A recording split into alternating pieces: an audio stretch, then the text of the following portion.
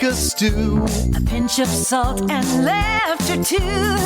A scoop of kids to add the spice. A dash of love to make it nice. And you've got too many cooks. too many cooks. Cousins under pressure, gets it away to Cook. Cook gets away from Lee. And Cook inside the 30.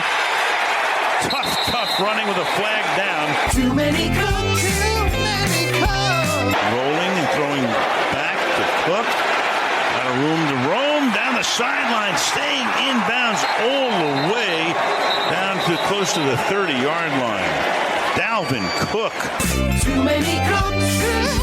It takes a lot to make a stew. And they give it to the main man, and that's Cook, and he takes it in on a 4th and goal on the final play. Many cooks, it's true. He has been doing this all season long.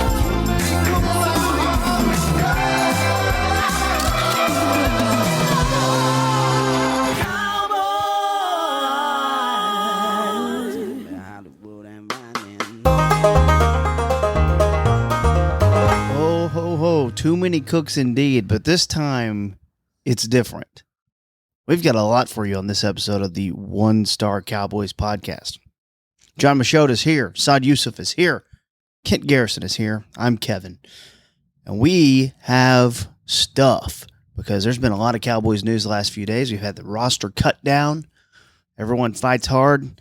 And then you have to make some tough decisions. We've got CeeDee Lamb speaks after his deal. If you did miss it, John and I cut about a 10-minute emergency pod minutes after he signed the other day. And the Athletic got their athletic QB tiers back out again, and those are always good for a little bit of discussion. How we doing today, gentlemen? Wonderful. Glad to be here. So you wake up and you're like, okay, going to be a pretty normal day in Cowboy land. Oh, what? Dalvin Cook's here?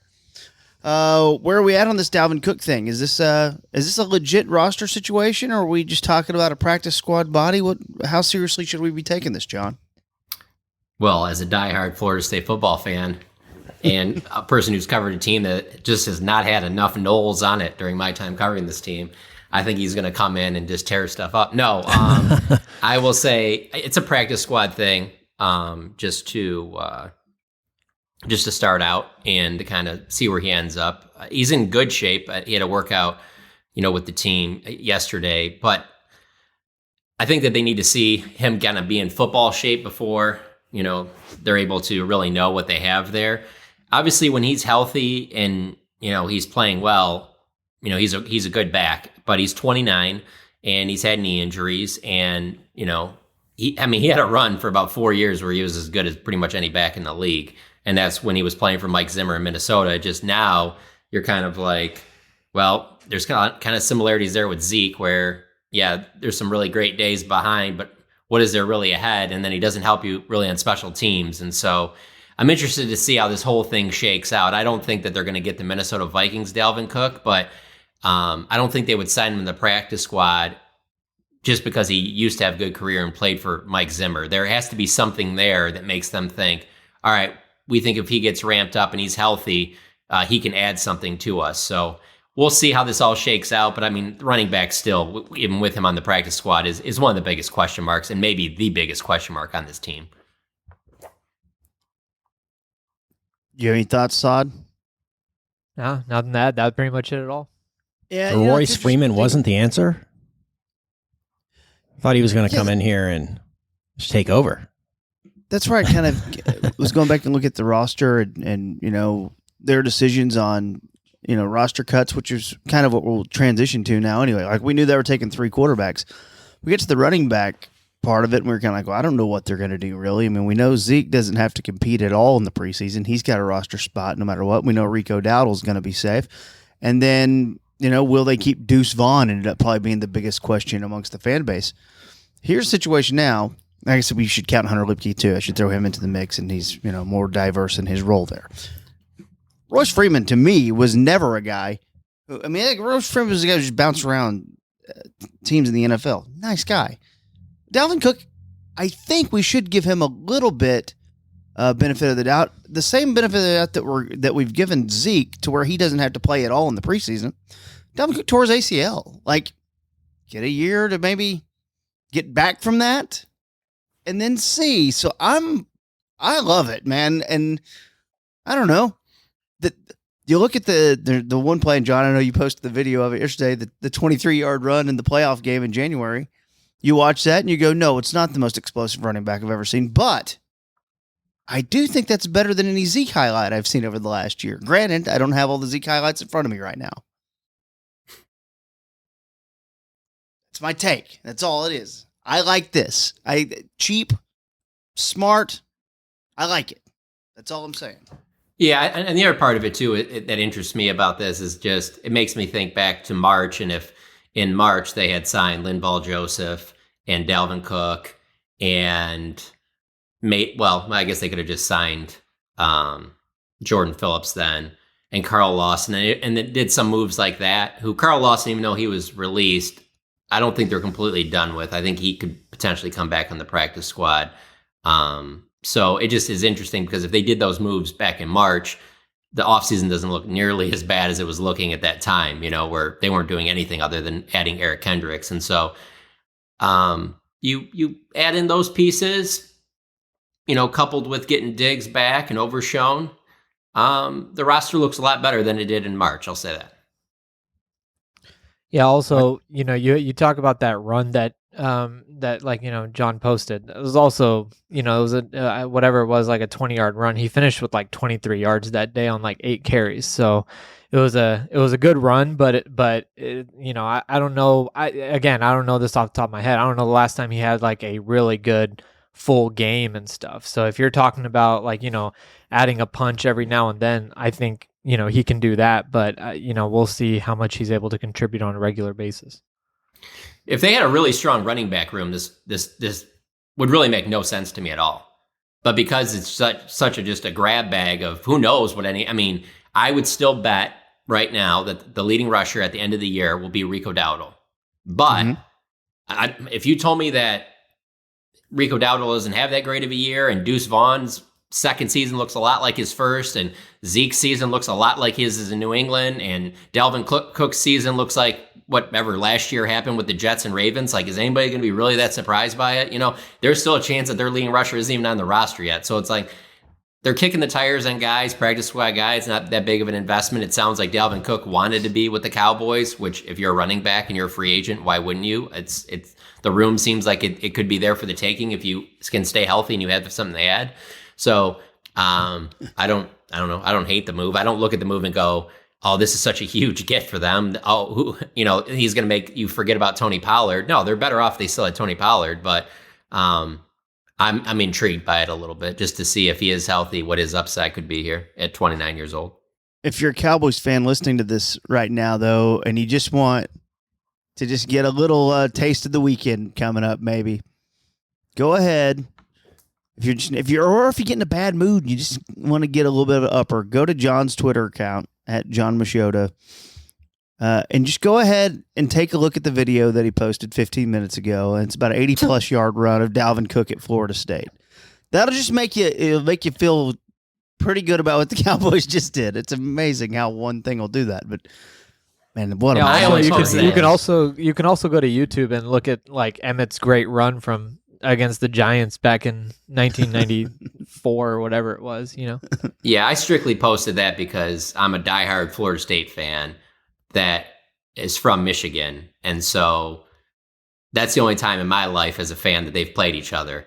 And that run came in a big moment, and it was in the Orange Bowl, and Florida State beat Michigan. And so I have a lot of bragging rights over friends back home because of that game. So I'm going to be a professional journalist and cover Dalvin Cook as such. But I would say Dalvin Cook's one of my he's definitely top 10 favorite Knowles. Probably not top 5, but he's definitely one of my top 10 for sure. Number one, you have that? Chris Winkie, right? No, number 1's Charlie Ward.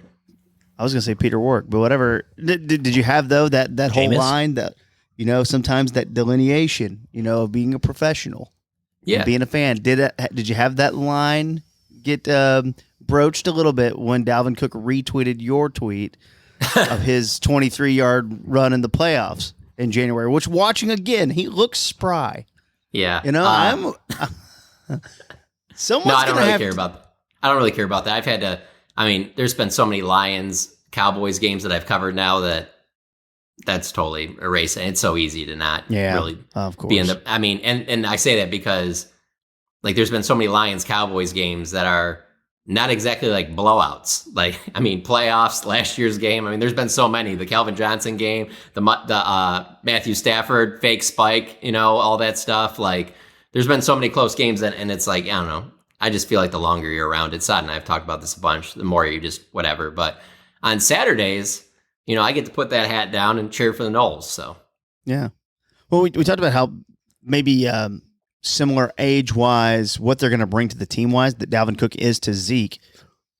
Does this change anything about how they approach the running back room? Does this put Deuce Vaughn in question, or is this kind of a wait and see, and maybe someone gets hurt and we've got a body ready to go, and we're gonna need to keep him fresh anyways? And you think it's that, or do you think he's wearing the Cowboys uniform on Sunday, September 8th here in Cleveland? Nah, I think it's more of a wait and see than that. Yeah, I don't think he'll be active against the Browns. I think they want to see where this whole thing goes, and he's more of a insurance type thing, I guess I'd say. And for them, it's kick the tires on it. And if he is really healthy, and you're like, wow, he hasn't really had a lot of wear and tear over the last year. Like, man, we think he's got one more good season in him. Like much like you would be hoping with Zeke. I think the odds are that they're hoping one of those two guys gives you something decent, because if one of them does, then you got something decent for a very small investment. Yeah. What was the most, as we move on to roster, cut downs and things like that? I'm gonna say shocking, because I don't know if there's anything that was gonna like shock you with this roster. It wasn't like there's a ton of mysteries, but were there a couple that caught you by surprise? I know I definitely have one, but was there anything that caught you by surprise with the roster? Start with you, Sod. I think for me, Carl Lawson was probably one that I kind of expected to be out in there, especially over someone like Tyre Sweet. Other than that, like, I don't really think there was. I mean, Brevin Spanford didn't have a great training camp, so the fact, but like again, we've always gone back and talked about the investment that this team put in him as an undrafted free agent. So I can't say that was terribly shocking. Other than I guess that'd be it. Andrew Booth or Eric Scott. Pick your guy that you don't want to see on the field and is just kind of there as an insurance policy for the first 4 or 5 weeks. So that's not really surprising. I think it's really, if I had, like, you nailed it, KT. Like, I don't think there's anything surprising. There was no like Dan Bailey getting cut or Hunter Lipke making the roster even last year. That was kind of surprising. There was none of that. There was just, I guess, Carl Lawson, just because, he was a vet that they signed, and Tyre Sweet didn't show a whole lot. Yeah, what about you, John? Yeah, no big surprises. For the Athletic, we had to do, every team had one player that you had to put as a surprise and write why.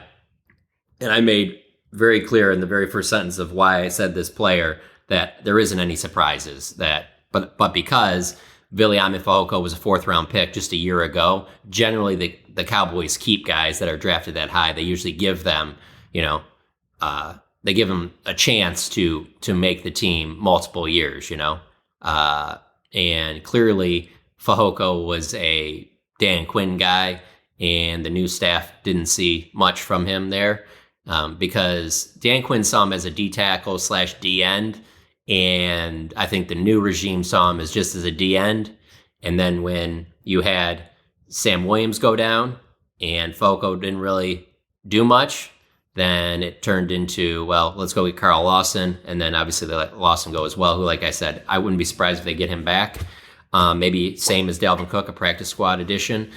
But just because he was a 4th-round pick, a year ago, I thought Fehoko was one of those guys where sometimes you just pencil him into the roster. Kind of in a way, even though he was a 6th-round pick, Eric Scott, they traded a 5th in 2024 to get that 6th-round pick to take Eric Scott again. Both of those guys, Fehoko, Scout, shouldn't surprise you if they end up in Washington. Obviously, Dan Quinn had a lot to say in why those happened. But yeah, other than that, no, there was, like Saad said, Carl Lawson just because he's a veteran. But I always kind of wonder, after we've seen them do some roster maneuvering with guys like CJ Goodwin. Don't be surprised if some of these veterans get back onto your practice squad. And so, there's not really any surprises there. Like if there's anybody that gets claimed by another team, I don't see how there's this big, uproar from the fans that they're so upset that this player got lost. Like I faintly heard when John Ridgway signed with Washington, a couple years ago, which it is what it is. So I will say, am I the only one who thought, and I think I thought Carl Lawson, for what he was in there and how long he'd been here, I kind of thought he looked kind of good the other day in the preseason game. Like, there's a couple times where he got around the tackle a little bit, and I was like, okay, so why are we cutting him? But, whatever. It's not like it's a terribly small sample size. And they got a plan. They're going to stick with their plan. Andrew Booth makes it over Eric Scott. Obviously, that was kind of time. And then Brevin Spanford making it as well. Obviously, I don't think he did anything to make it in the preseason or during camp. But that's the thing about roster cut down days. You have this big day, and everyone's dumping off people, and about 1,000 guys in the league get cut. And then the roster for all these teams still looks different 10 days later because there's still a little maneuvering to be done and practicing and things like that. CeeDee Lamb. Real quick. Yeah. Speaking of which, with all these roster cuts and that, so we had 2 days of these that, they unveiled and you got to see everybody that they let go. Is there somebody really there that they let go that you're just like, I can't believe they kept Trey Lance so that this guy couldn't make the team? So no. Obviously, I'm being sarcastic. For me, there's not, but it is interesting to me that some people probably feel that way. I feel very strongly that they're going to get back just about every single player that they wanted to onto their practice squad. Are you surprised by the Peyton Hendershot move? I'm surprised that they got something in return. Oh. Okay. I kind of was too. It's very wild to be like openly like, we're going to cut this guy. And then she's like, whoa. Yeah. There's a huge line waiting out the movie theater box office to get their eyes on Peyton Hendershot. So we'll give you a 7th.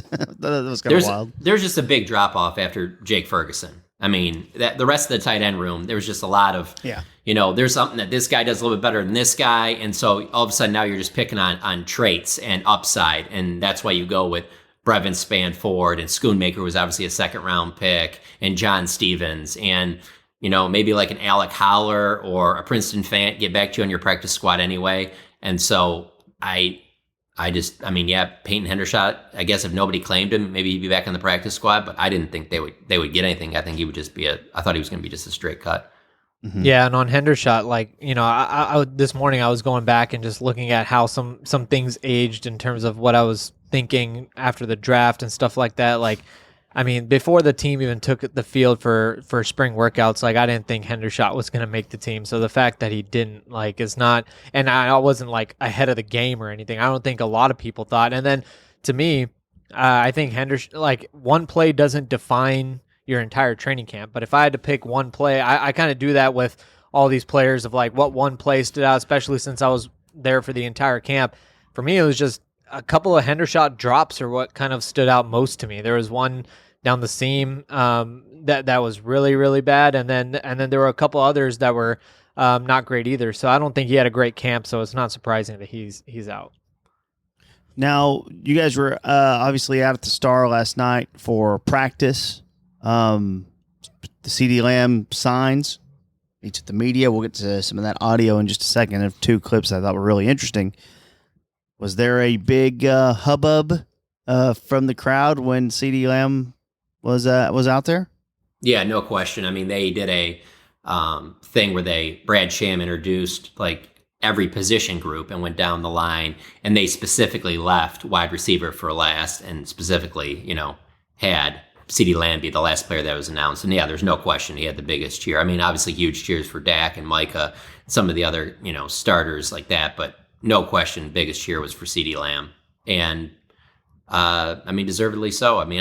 I know that some people might say that, I guess there's always going to be people that argue, oh, you paid him too much or whatever. Why didn't you take a team-friendly deal or take less? You're always going to have some people that say that, but I just think that from everything CeeDee said, it certainly sounded like he wanted to, even though, when he answered questions after about, Jerry and that, it wasn't, I don't know, like it wasn't like he's like 100% like, oh yeah, no, everything's great, whatever. Like you can tell there's a little bit of him that kind of wishes that this thing would have been done before so he could have been with his teammates at camp. I don't think that, there's some of these players like okay, yesterday after practice, Linval Joseph talked.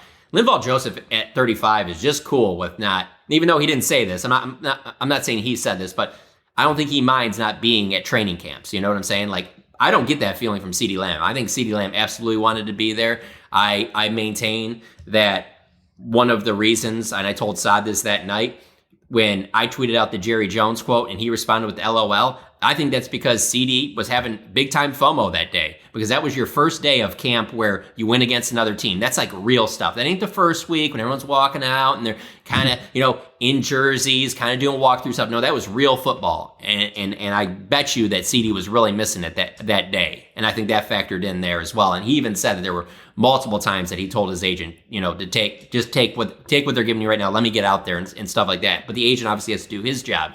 And so, because of that, I felt like we saw a player that was very happy to be back and be around his teammates and just being able to play football. And then obviously also getting the contract that really he probably could have got on, let's see, Justin Jefferson had his on June 3rd. This thing probably could have been done on June 4th.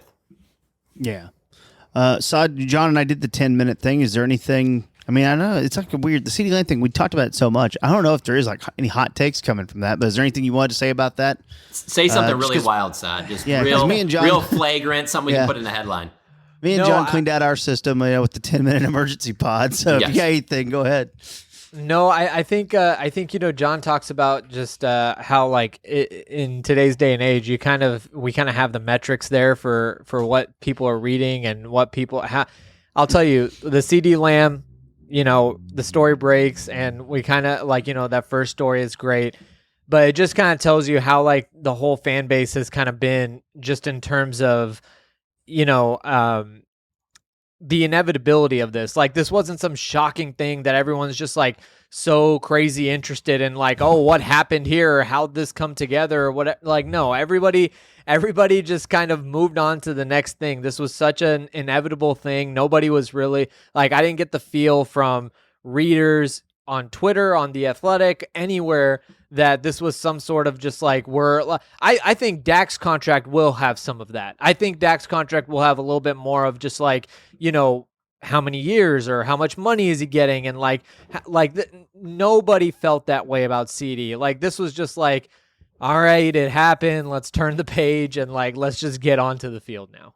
I like this topic. Let's stick with this. I do think there'll be a little bit more for Dak, but I don't think there'll be that much more. I agree with you too on our side for our business. Yeah. That first story will have a big hit on it. But after that, it'll be like, well, yeah, we've seen 9 years of this guy, and especially depending on how this season goes, if it isn't signed until, let's say, the off season. But let's say it's signed tomorrow. I think there's a lot of that. Micah Parsons' next deal, I think the same thing there. And so I'm not saying this is good or bad. I'm just saying that's the product you get of being draft, develop, and sign your own.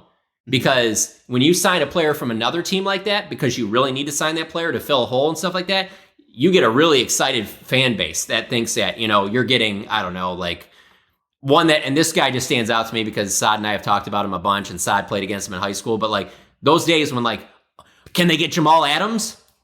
And then if they were to get Jamal Adams, everyone loses their mind. And then you get Jamal Adams.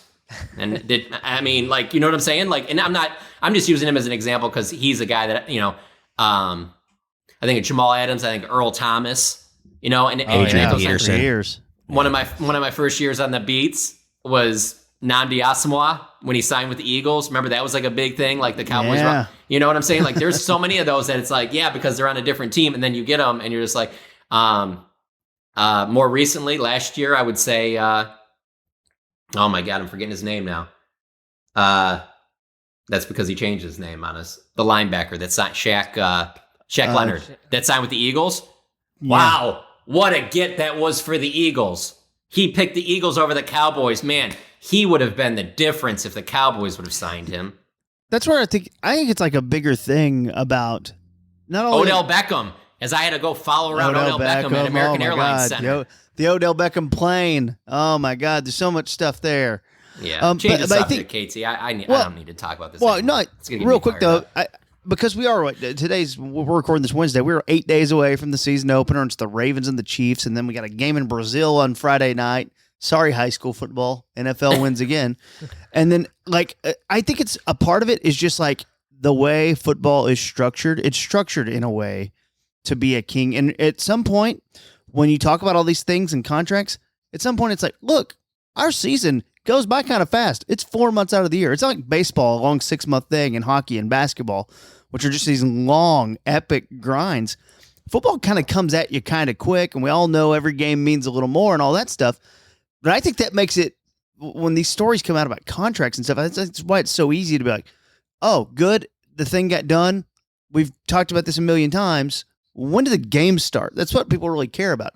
Like, we'll have more episodes coming up on the One Star Cowboys podcast where we're going to have more of a kind of set schedule. We'll have like a game preview, for instance. I think on Thursdays we will try to preview the upcoming opponent. For instance, I think next Thursday we'll probably record our Browns episode. So stay tuned for all that. I bet during the whole week of episodes we did next week, I would imagine, or if you looked at it at the end of the year, I would imagine our game preview pods or game recap pods are going to be the most listened to. And then the other stuff in between, whatever it may be, will just kind of be there because we have this, like, we just kind of need this thing to get us to where we're going, which is September 8th. And this is why Jerry was like, I think it's why Jerry's kind of, I'm not going to say cocky. Maybe it's like super confident about how he feels. He's like, well, I'm the one who got the NFL on TV the way it's on TV. I'm the one who turned it into the monster that it is. Like, he thinks he's the one who did it, and he has a huge part in it. I was gonna say, if I lived his life, I would feel pretty similarly. I don't know if I would say as much, especially if it's been 28 years since I've won a championship. But like a lot of stuff he says, there is truth behind. Whether when it comes to like when he bought the team, obviously the stadium that they play in. The eyeballs that are on that team, considering that they haven't won anything in almost 30 years, like there is a lot that is for good or bad because of Jerry that I don't know that I would come out and say that I don't think anybody could do this job better than me. I'm sure that there are some people. But with that being said, it's kind of like previous coaches when they're let go. We're not going to all of a sudden act like he hasn't accomplished anything here, you know? Yeah, he takes it too far, don't get me wrong. I'll be the first to say it, but he has accomplished a lot. No, he absolutely has. Way beyond just the Cowboys, like the NFL. Like, yeah, I'm thinking of like all the teams that have like, you know, that huge stadium that they got in LA, the Raiders in Las Vegas and the brand new stadium they got, and just seeing how like that strip has just been transformed into a place that not that long ago didn't have sports, and now it's becoming like a sports mecca.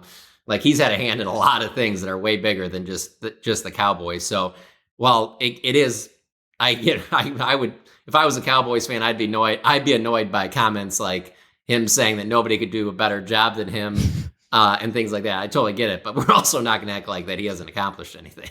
I think there's like a good portion of like, it might be like 2 decades, but I think there's a good portion of Cowboys fans who are a little younger. Yeah, and I'm 36, sure. But I think they don't fully recognize the merger with the NFC and the is going to Fox and the AFC is going to CBS and NFL Sunday Ticket and all that stuff. And he is so huge in that. Let me give you a perfect example.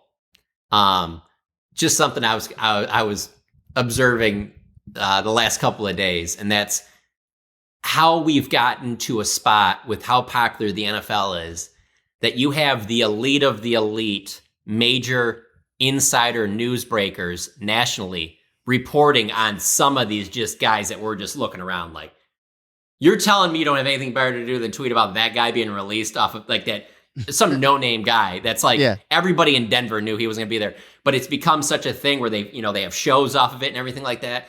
And Jerry is a big part of that growth to where it has become a league where outside of maybe a few weeks in June, I mean, this thing runs pretty much 365, and he has done a lot for that. Now, I'm not saying that that's helped the Cowboys win games on Sunday. I'm not saying that, but he has accomplished a lot. I mean, this whole NFL thing just keeps getting more and more popular by the day.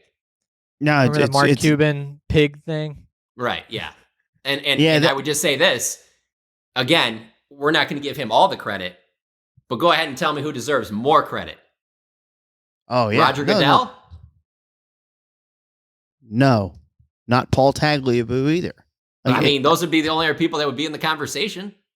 Yeah, no, and I think that's where part of this comes from. And I think I think we should remember that maybe more than we do when he says stuff like he's Well, if the you're a only fan of the F1 team, who you can do don't care it. about that. If you're a fan of the team, you don't True. care about that. You care about winning on Sundays. I totally get that. Yeah. I'm just not a Cowboys fan. I cover the team. I'm paid as a journalist to cover the Dallas Cowboys. Sure. But if you want me to put on my, fandom hat, I can tell you right now, that's better for teams like the Detroit Lions, because if it's the MLB, and there is no salary cap, then there's no way the Lions can compete with the Dallas Cowboys. They just don't make the revenue. They wouldn't be able to spend like the Cowboys could spend. So if you're a Cowboys fan, that would annoy you, because you would be just fine with them being the New York Yankees, where it's like, even when there's a bad year, it's fine. Wait till we get to the offseason. We're going to bring in 2 big time free agents and we're going to outspend everyone. I get from a Cowboy, there's just 2 separate arguments here.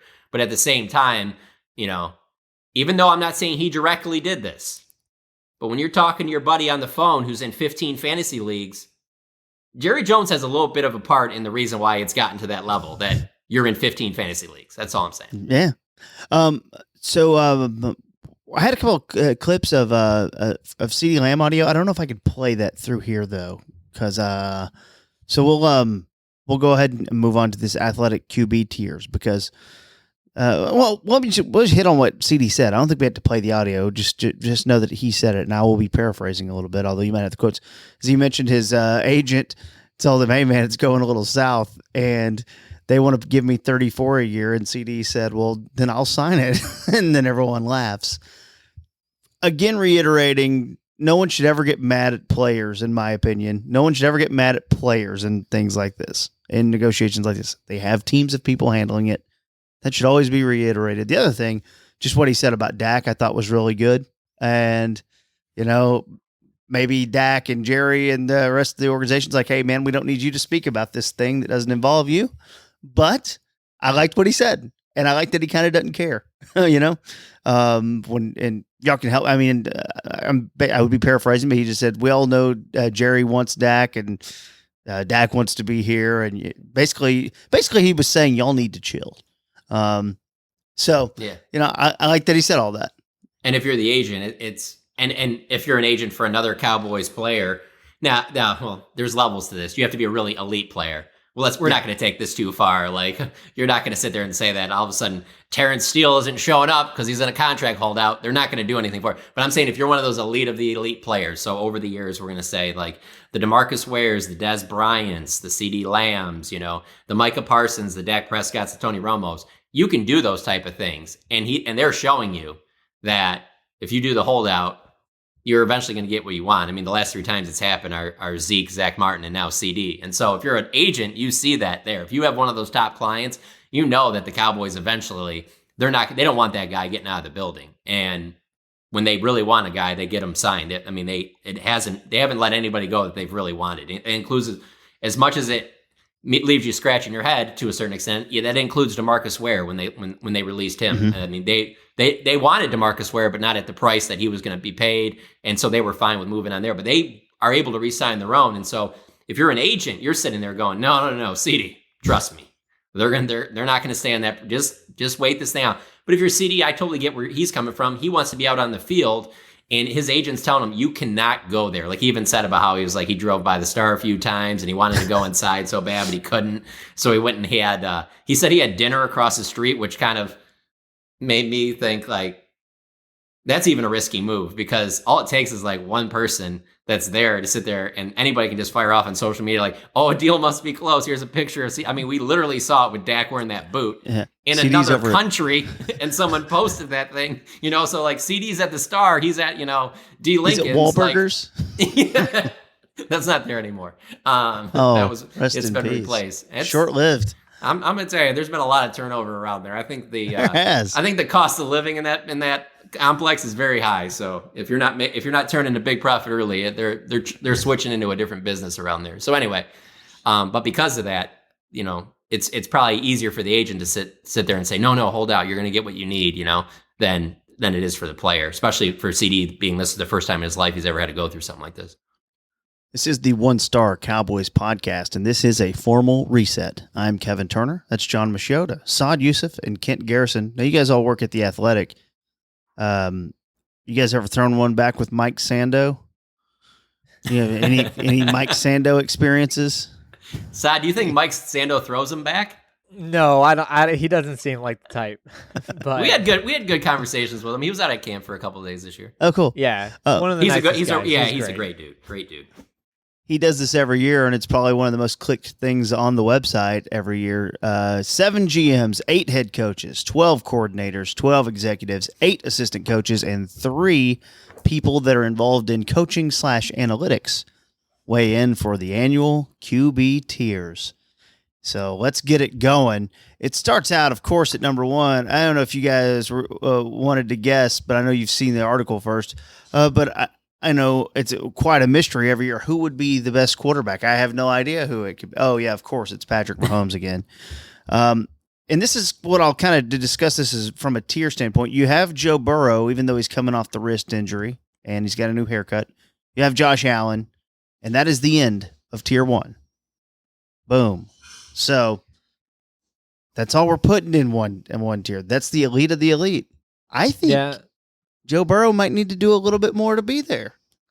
To be honest, if I was putting on my own tiers, and I'm not, but if I was, Patrick Mahomes would just be in his own tier. I think I don't really have a problem with Allen and Burrow. I hear what you're saying, KT. I don't really have a huge problem with them two being in the same tier. But Mahomes is not really in a tier for me with anybody else. So last year, if you took a look at Dak, he had 1 vote for tier 1, 36 votes for tier 2, 13 votes for tier 3. This year, one more vote for tier 2 and 3 more votes for tier 1. So an improving player, an ascending player. Dak is in tier 2. They have him at 9 overall. We have Lamar Jackson 4, Matthew Stafford and Justin Herbert 5, Aaron Rodgers 7, CJ Stroud 8, Dak Prescott 9, ahead of, well, I thought this was interesting, ahead of Goff, Hurts, and Purdy. And if you were to ask me who are the 3 teams that you need to watch out for the most in the NFC this year, I think it would be those 3 teams, Lions, Eagles, 49ers, I think. But that is, you have Dak right there above them. And I guess it reiterates more than ever this thing we've known for really the last 3 years. It's really time for Dak Prescott and the Cowboys to win some playoff games. Yeah, and real quick, KT, since we were just talking about the contract stuff and everything, and I'm actually, depending on when people are listening to this, there might be something, or I'm doing something on QB tiers as it relates to Dak Prescott and his placement.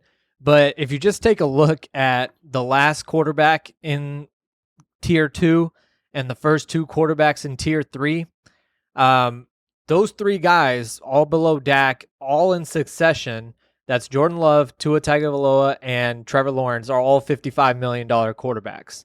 So when you're talking about contracts and stuff, when you have those 3 guys who just recently got $55 million deals, literally this past offseason, and people wonder where the number is for Dak, he's a whole tier above, 2 of those guys, and he's above the other guys. So when people talk about how much leverage he has with the no tag clause, the no trade clause, and everything like that, and people are like, is he going to come in at 55?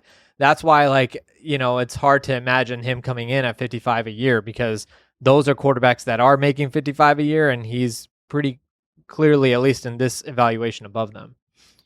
Yeah, when I look at that list, and particularly the names that KT just said, I look at the 49ers, Eagles, and Lions, and I can't sit here and say that Dak wouldn't have just as much success, if not more, with any of those teams that those quarterbacks had. I don't look at Brock Purdy and go, man, if the Cowboys could just trade Dak to San Francisco and you get Purdy in Dallas, that's when they would start making the run in January. I don't feel that way. Don't feel that way about Hurts. Don't feel that way about Goff. I think the Cowboys would be doing the exact same thing that they're doing right now with any of those guys. I mean, Goff is the one I watch probably the closest out of all of them, and everything there is great. offensive line. He's got all these young playmakers around him. Like if there's pressure on him, things usually don't end well. But he's in a great spot there, and so I don't look at that. Jalen Hurts is more athletic in terms of as a runner than Dak, but in terms of like winning from the pocket and winning big games, like I don't look at him as somebody that I would take over Dak Prescott either. And so when I look at these QB tiers, I mean, I will say I am the type of person, I'm not so much on the, like CJ Stroud would have to take longer for me to have him there. I need to see at least a couple years out of him before I'd have him ahead of Dak, because maybe he just had a good rookie year. We'll see. But outside of that, like having the Rodgers, Herbert, Matthew Stafford, Lamar Jackson, like I don't really have a major issue with that. I know some people would probably say Herbert just because he hasn't really won much in the postseason. I get that, but for the most part, I mean, I kind of agreed with the way that these tiers unfolded. Real quick, John, I want to flip the question on you for a second. You talked about those three guys in particular, the Hurts, Purdy, and Goff, those three NFC teams. So I'm curious, would Dak have more or less success in those situations? If Dak was, you talk about Purdy being in Dallas or Hurts being in Dallas and Goff being in Dallas, maybe the Cowboys are doing the same thing. But if Dak is in San Francisco, Dak's in Detroit, Dak's in Philadelphia with those situations, how do you think, do you think those teams are different? I can't really say that I would see a major difference just because they're all teams that have kind of been knocking on the door. They've gone farther than the Cowboys by all of them at least getting to the NFC Championship game and two of them getting to Super Bowls. But they still haven't won. So I guess I would have to be saying that they would have got over the hump and won with Dak. And I don't know if I would say that for certain. I think there's a decent chance, yeah. It's tough because I really don't put that loss to the Niners by the Lions on Goff. He had some great throws that players just dropped. And so I don't think that there was anything there that would make me think that. I think that Dak probably would have taken care of the ball a little bit better in that Super Bowl than maybe Jalen Hurts did. But I thought Jalen Hurts played great in that game, to be honest with you. So, no, probably not. I don't buy the one thing I will say with Purdy, I think he might. I just think a lot is done in there because of the success they've had on defense, and you really don't have to rely on a lot of deep ball throws and stuff like that. I just think he's a better thrower than Brock Purdy, and so I guess all it would come down to, the only way you would pick Purdy or say that Purdy would have the team go further is if you think he has more of the it factor than Dak, and I don't know that I would believe that. So. Hold on to the Brock Purdy thing for a minute. So I want to go back to something on him. But real quickly, I want to say that Dak, I don't buy this thing that Dak melts in the big moment. I don't buy that. I do buy that he could play better in playoff games. Yeah. And things like that. And, I was having this same talk with someone yesterday, and it was just about, before the season, you really should go watch the playoff game one more time. And, just go watch it one more time to make sure that you're in the right frame of mind for this team. Right. And they're like, no, I'm not going to watch that. I was like, okay, fine. I had a minute. So I pulled it up on my computer and I showed a couple of plays. And there's a throw where he throws it right to Darnell Savage. And there's a pick six. And these are things that can't happen. But they were down 20-0. So there's a lot of things that happen there. I don't buy that Dak melts in the playoffs and can't handle it. I do not buy that at all. He just needs to play better in those games.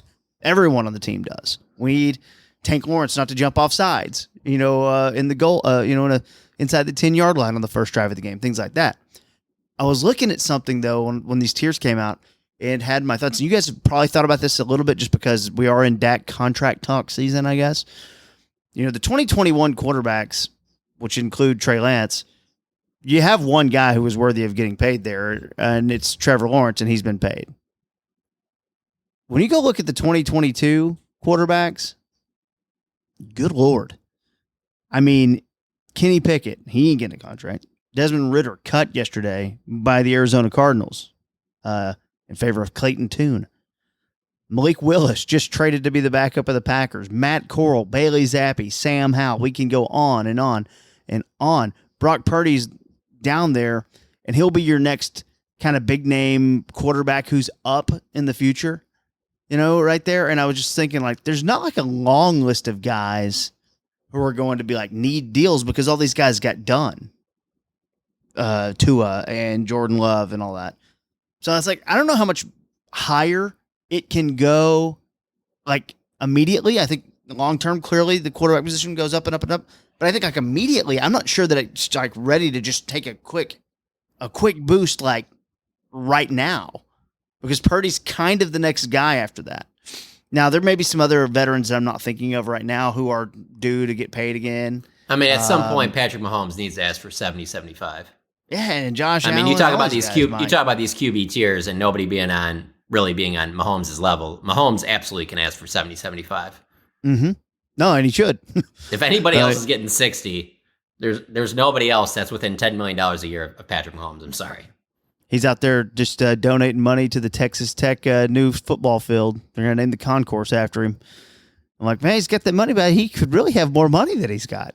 And then him and Brittany are just dumping it off. Now, there's a lot of endorsements for Patrick Mahomes, too, though. State Farm, loaded. Insurance companies in this nation, loaded. Do you think he makes more money off endorsements than Dak Prescott, though? I think he does, but I bet it's pretty close. I feel like you see Patrick out there a little bit more than Dak. But yeah, that might be by design, too. Different dudes, I will say, you know? even on Dak's perspective, I feel like there's less now than maybe there were. I don't, in terms of like doing a lot of like, direct TV commercials and a lot of that stuff like that. We don't see him as much doing a lot of that. It makes me wonder if that's somewhat by design, but I mean, he still has some huge deals. But there was a time where I don't think that was even debatable that he was making the most up endorsements in the league. It is wild running through there, looking at like the next quarterback contract. Like, I mean, dude, it's hard to even find. All these guys are kind of locked up, which is how these teams operate. Outside of even Kirk Cousins coming off an Achilles kind of got locked up a little bit, I think Aaron Rodgers would be your biggest name who would be up again if I'm just running through it. But here's the thing, do you think it ever goes backwards or stays the same? Like no, 5 years we'll never from do now, that. where someone's like, no, I'll just take 55. That's good. I'm just wondering if the incremental rise that we've seen slows down a tad because we're out of guys who need to go. And hey, man, that'll change. Look at the 2023 draft. That would be the next play after the Brock Purdy draft, right? If it slows down, there will be a lot of pressure from probably the Players Association on Patrick Mahomes to make that change. Yeah. Because he's the one person that can make it change. If he's still performing at the level that he is right now, 2-3 years from now, there will be a lot of pressure on him to, hey, man, you need to you can't be on the same par with the rest of these guys. You need to get a serious, you need to be significantly higher paid than the next guy. Yeah, and for everything that we've seen so far, the quarterback position is the one position that's kind of immune to any change. Like, running backs, for example, there were like, you talk about things going backwards like running back did, but like, again, I don't think the quarterback position is ever going to be in that way. I could see even wide receivers going that way. Like, I'm not saying immediately, but at some point I can see the wide receiver number regressing a little bit. But I just can't see it with the quarterbacks. It's just going to keep going up. Yeah, they made the position so valuable. It's just so important to every team that, we've seen someone like an Aaron Donald, who's clearly the best defender in his prime, who's clearly the best defensive tackle. And nobody ever talked about how he needs to start getting quarterback money. He got highest paid defensive player money, but for how good he was for that, 3 to 5 years when it was just, he was the Mahomes of defense. Like, you never heard of it. And I just don't see a time where that gap is going to really get closed, Looking at the rest of that, the tiers, just going down, it's a little interesting because they snuck Russell Wilson into the third tier. I didn't think that was worthy. You have Daniel Jones, your division counterpart, up there in tier 4, kind of hanging out with the Gardner Minshews of the world. Sam Darnold, which we've talked a little bit about. Hey, the Vikings are kind of the test case for a team who, if they made a decision, a foolish decision, in my opinion, to not sign their quarterback, you have to go that route. That was kind of interesting. Those guys are way down there. It's always a good article, good read. Go check it out. The Viking situation, by the way, KT, I think is kind of interesting because a lot of people compare Dak to Kirk Cousins, and I feel like that entire situation, the way it's kind of played out, if Dak was to leave in free agency, I could very well see that being the Cowboys situation next year, where maybe they try to draft a guy in the first round or second round, like, a la JJ McCarthy with the Vikings. Of course, like, his injury is a very unfortunate situation, but I feel like the room was just, it's that guy and a veteran that's, not really a starter in the league. And if you're looking at what the situation in Dallas could be without Dak Prescott, I think Minnesota is a great kind of example of what it could be. And that's where the most overused phrases in town comes back. It's, quote, "It all goes back to Jerry," because it's insane to imagine him at that age, early 80s, to have a season go by without a proven or above average quarterback. It's just nuts, and I can't see that happening. And maybe I should get ready for it, but I can't see it happening.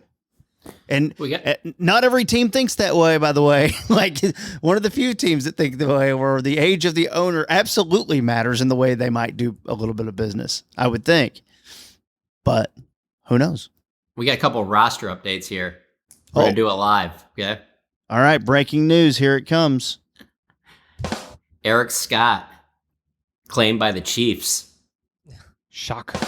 Julius Wood, claimed by the Titans. So, Cowboys, nobody on the official waiver wire did they claim as of the recording of this podcast. But the Eric Scott one is interesting just because of the fact that he's going to the Chiefs, that's who the Cowboys traded with to get that 6th-round pick. Yep. And who they famously once traded a cornerback for to get Parker Ellinger in here. Oh, yes, Charvarius Ward. So just remember that. Just remember Eric Scott and remember Peyton Hendershot when they're hoisting that trophy. Yeah, they really are. Chiefs of the field, what are you guys doing? No, next week we'll do our full season preview episode. I'm really looking forward to it. Kent says we have to do a wager for real this year. Like, that's fine. I mean, and Kent makes the rules. But like a divisions, rookie of the year, MVPs, coach of the year, all that stuff. And of course, your Thanksgiving halftime show and Super Bowl halftime show picks as well. Those are always very fun. And we'll have those and we'll track them throughout the year. Usually we pick the Chiefs to win, it seems. We'll get a good look and see if that's happening again this year. That episode, we'll have an off-season timeline episode. And, of course, next week you can get prepared for the Cleveland Browns. We'll have our Cleveland Browns preview episode next week as well. So make sure that you're following on Apple, on Spotify. Give us a good little rating there. Apparently that helps us defeat the algorithms, I've heard. If you could just hit that. We're the 1-star Cowboys podcast, but if you think we deserve 5 stars, hit that 5 button. That would be pretty sweet. We're number 1 in Brazil. We're trying to climb throughout some of the other nations throughout the globe. Also, there's a Discord set up where we have a 24/7 access where you can go in and chat. I mean, I've been talking about Zeke and Dalvin Cook with some of our listeners in the Discord. If you want to get down in that, we usually interact with you in there a little bit as well. You can follow us online as well, the Twitter X, the Instagrams, and all the places that do online stuff.